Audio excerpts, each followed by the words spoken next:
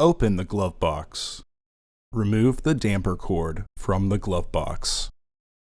Push in on the sides of the glove box to release the stops and lower the glove box.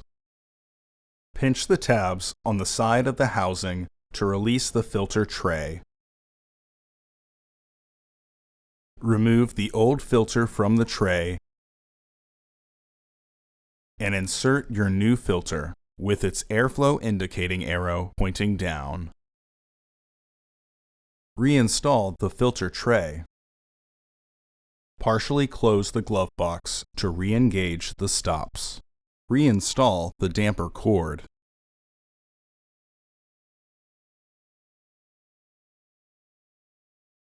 Close the glove box. Order your parts today at filterheads.com. Also, please like our video and subscribe to our channel so you won't miss any new content.